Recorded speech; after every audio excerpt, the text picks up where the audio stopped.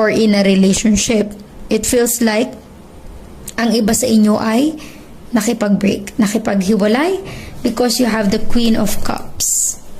Sa ngayon, ang focus mo, yung sarili mo, self-love, self-care. Maaaring ang iba sa inyo, single parent or solo parent. Maaaring dito mo na-realize the Tower energy.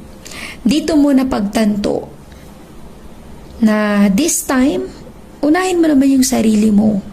Diba? Mahalin mo naman yung sarili mo. Hindi pwedeng forever ka na lang nagpapakamartir sa maling tao. 5 of Swords. Lagi na lang kayong may conflict. Possible na baka hindi siya yung para sa'yo. Kaya lagi kayo nagkakaproblema. Okay? Let us clarify this energy. Air sign, Gemini, Libra, and Aquarius. Give me the 5 of Swords for air sign, Gemini, Libra, and Aquarius.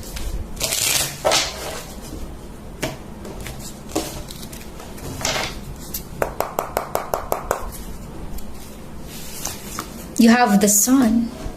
Gaya ng sabi ko, may anak, okay? Possible na ang iba sa inyo, air sign, maybe that is your energy or this is your person's energy, may umaasa pa. Okay? With the Sun, still hoping na magkaayos kayo.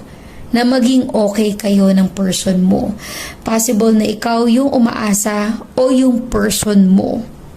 Ibig sabihin yan, kung yung person mo yung problema sa relationship, possible na siya yung umaasa na maayos pa yung sitwasyon nyo.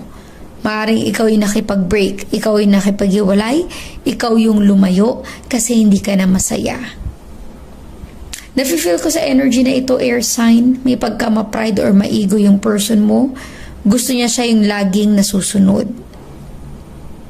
To the point na ikaw yung naagrabyado sa sitwasyon.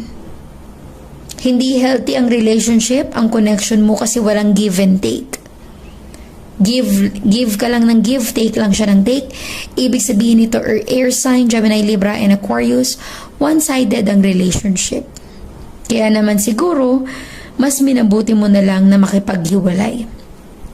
Again, resonate as it is, maybe this is your energy o this is your person's energy. Kung sino man yung nakipaghiwalay sa inyo.